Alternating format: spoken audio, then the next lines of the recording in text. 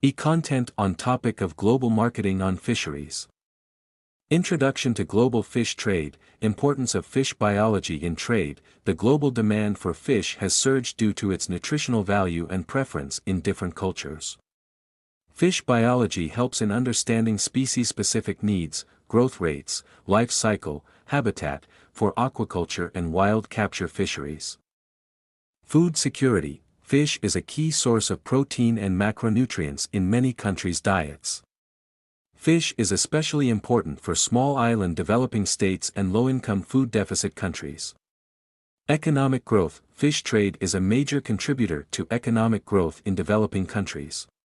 It provides jobs and export earnings, and developing countries can use the foreign exchange to buy food for vulnerable populations.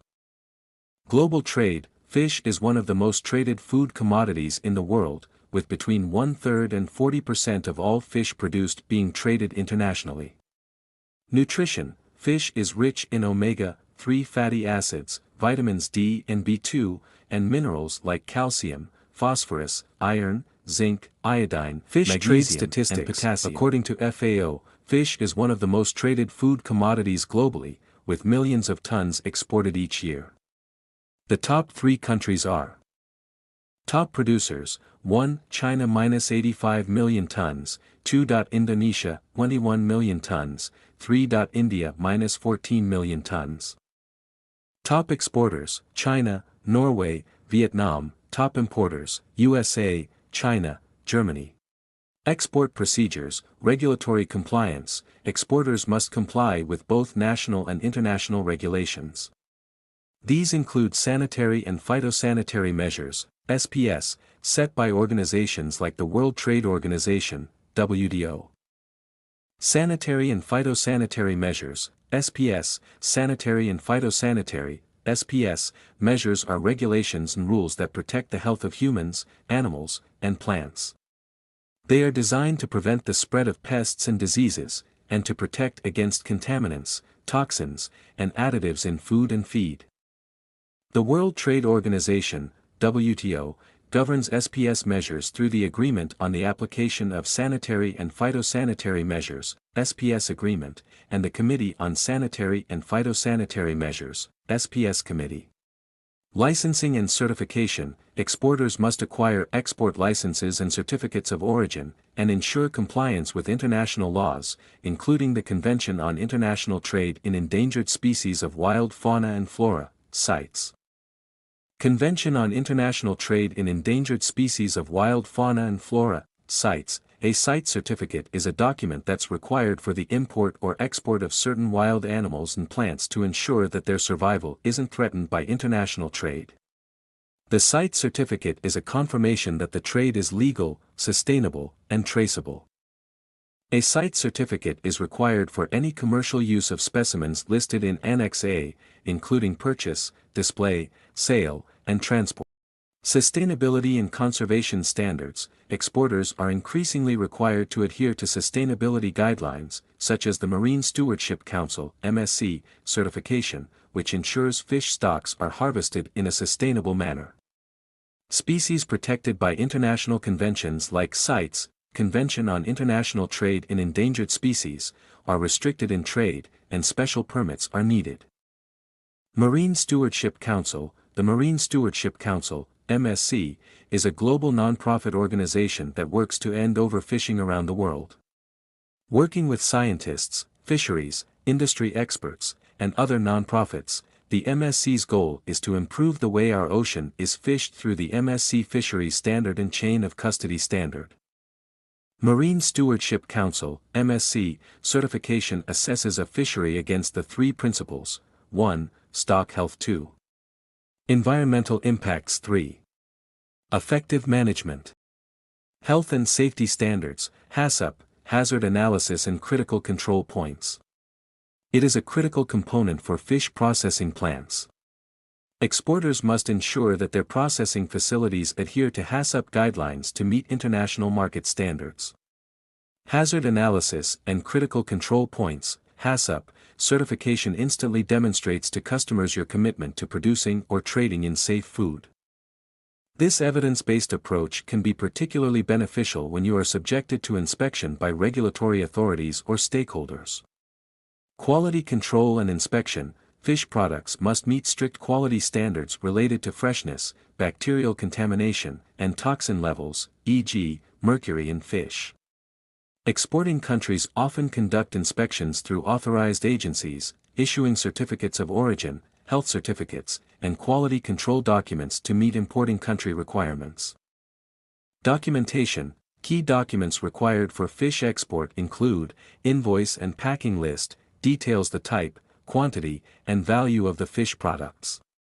Bill of lading, legal document confirming the shipment of goods. Certificate of origin, states where the fish was harvested. Health certificate, confirms the fish meets health and safety standards. Custom clearance. Exporters must fill out customs declarations, provide invoices, health certificates, and sometimes inspection reports. This often requires harmonized tariff codes specific to fish products, as determined by the World Customs Organization, WCO. It is deeply involved in designing and implementing policies worldwide that integrate measures which help ensure supply chain security, combat counterfeiting, promote trade and development, as well as guarantee efficient collection of customs revenues. Logistics, cold chain management. The biological nature of fish requires a seamless cold chain to maintain freshness and prevent spoilage during transport. Transport methods. Fish can be exported via air, sea, or land, depending on the distance and value of the product. Freight forwarders and customs brokers. Many exporters work with freight forwarders who specialize in fish logistics to handle customs and transport efficiently. Import procedures. Compliance with national regulations. Importing countries set their own standards for imported fish products. This may involve adherence to food safety standards such as those from the European Union, EU, the United States Food and Drug Administration, FDA, or the Codex Alimentarius.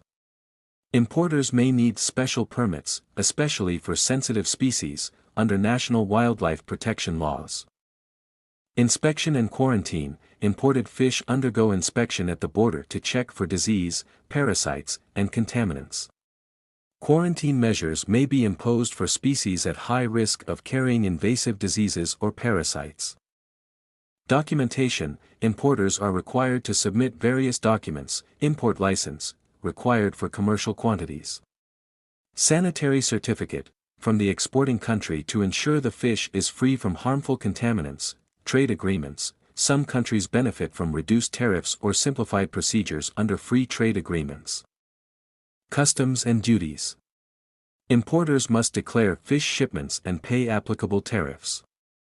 Some fish species may be subject to specific quotas or anti-dumping duties, depending on trade agreements and the health of fish stocks. Packing of fish. 1. Pre-packing preparations, species selection and sorting. Only high-quality fish that meet export standards are selected. Fish are sorted by size, weight, and species. Cleaning. The fish is thoroughly cleaned to remove scales, guts, and other unwanted parts. Proper hygiene. Standards are maintained to prevent contamination. Grading. Fish are graded based on size, quality, and freshness. Uniform grading is essential to maintain consistent product quality. Primary packing. Use of protective materials. The fish is packed in materials such as polyethylene bags, vacuum-sealed, plastic bags, or trays. The packaging material must be food-safe and prevent contamination. Vacuum or modified atmosphere packaging. MAP air is removed from the package or replaced with gases like nitrogen or carbon dioxide to prevent spoilage and bacterial growth. Secondary packing. Carton packing. The primary packed fish is placed into cartons or insulated containers, e.g., polystyrene boxes.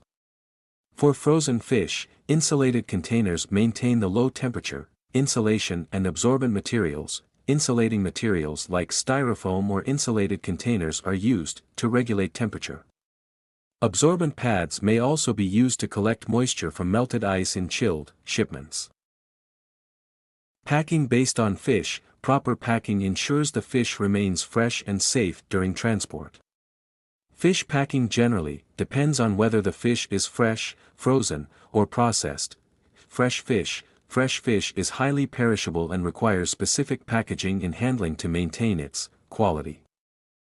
Chilling with ice. Fresh fish is typically packed with ice in insulated containers to maintain a temperature close to 0 degrees Celsius.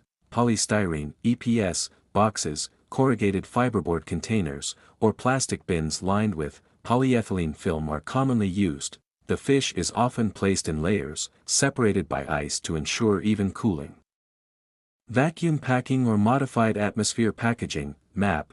This method removes air or replaces it with an inert gas, such as nitrogen or carbon dioxide, to slow microbial growth. It helps extend the shelf life of fresh fish without freezing. Gel packs and refrigerants. Gel packs or other refrigerants may be used as an alternative or complement to ice, especially when dry transportation is required. B. Frozen fish. Frozen fish is less prone to spoilage than fresh fish but still needs to be maintained at sub-zero temperatures throughout the supply chain. Freezing process. Fish is frozen at -18 degrees Celsius or lower, usually within a short time after being caught. Individual quick freezing, IQF, or block freezing are commonly used methods. Packaging materials. Frozen fish is typically packed in moisture-resistant materials, such as polyethylene bags or vacuum-sealed pouches. Fish is often packed in cartons or insulated containers designed for long-term freezer storage and transport. Insulated shipping containers. For export, frozen fish is packed in insulated shipping containers or boxes lined with thermal protection to prevent temperature fluctuations. Dry ice or gel packs may be added to maintain the cold chain. Processed or canned fish. Processed or canned fish is more stable than fresh or frozen fish. Canning. Fish is processed, cooked or smoked, sealed in cans or glass jars, and sterilized. Packaging should be sturdy and resistant to leaks or damage during shipping. Vacuum-sealed packaging. Smoked or otherwise processed fish may be vacuum-sealed in plastic bags for long-term preservation. Labeling of the fish. The labeling of fish during export and import is critical for ensuring product traceability, compliance with regulatory standards, and providing essential information to consumers and authorities. Labeling requirements vary depending on the destination, country, but generally, fish labels must include specific details for identification, safety, and quality assurance. Here's a detailed guide on the labeling process for fish in export and import. Product identification details. Species name. Both the common name and the scientific name of the fish species must be provided, for example, Atlantic salmon, Salmo sala, or Pacific tuna, Thunus albicares. 2. Weight and quantity. Net weight. The net weight of the fish or seafood must be clearly stated in metric units, e.g., grams, kilograms. It should not include the weight of any ice or packaging.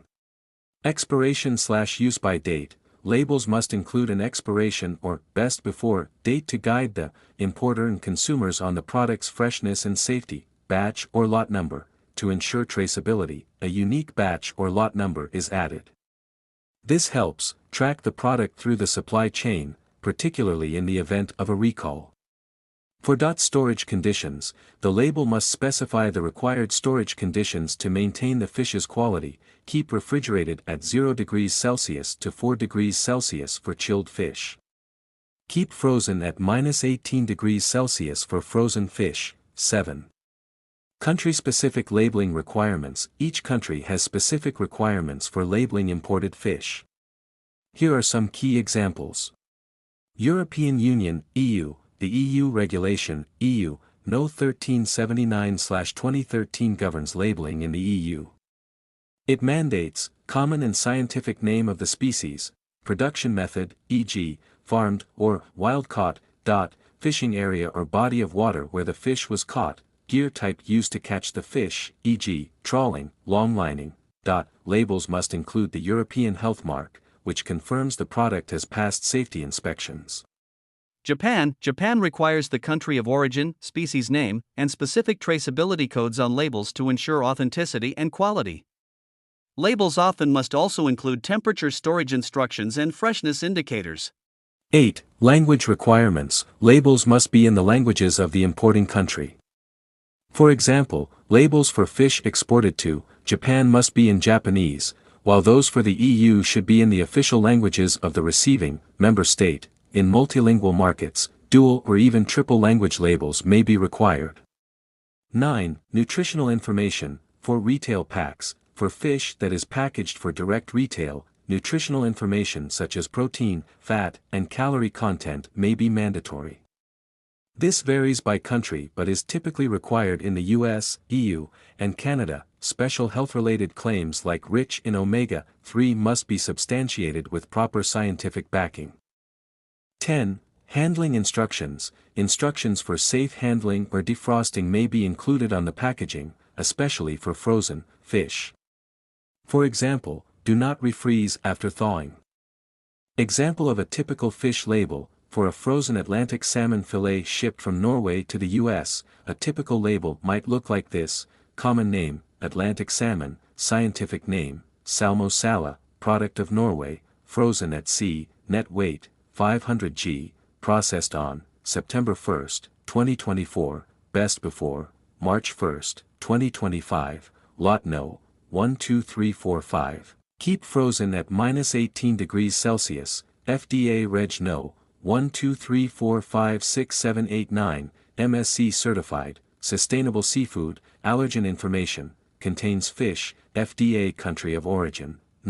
Consideration of fishes in trade. 1. Species-specific requirements. 1. Different fish species have unique biological needs that influence how they are caught, processed, and transported.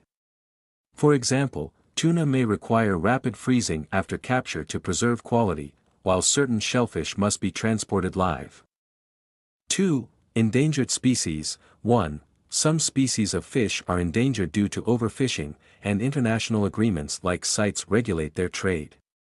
Special care is taken to monitor the trade of these species, and in some cases, they are banned from trade entirely. Aquaculture versus wild-caught fish. 1. The source of the fish, wild or farmed, impacts trade. Farmed fish, aquaculture, is subject to regulations regarding water quality, feed, and disease control. Wild-caught fish, on the other hand, must be harvested in a way that minimizes environmental impact and supports fish population recovery. Challenges in global marketing. Sustainability issues. Ensuring fish stocks remain healthy amid high demand is a growing concern. Trade barriers. Varying standards between countries can create barriers, as certain markets demand higher quality or sustainability standards. Traceability and certification. Markets are increasingly demanding traceability to ensure ethical and sustainable sourcing. Non-tariff barriers. Apart from tariffs, countries may impose technical barriers like health standards and quotas.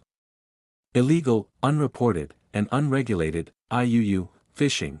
This is a major issue in the global fish trade, leading to economic losses and ecological damage. Monitoring systems. Technologies like vessel monitoring systems, VMS, and electronic monitoring help reduce IUU fishing. Logistical challenges. Managing cold chains and maintaining quality during long-distance transport can be challenging. Solution: innovations in packaging, refrigeration, and preservation techniques. Thank you.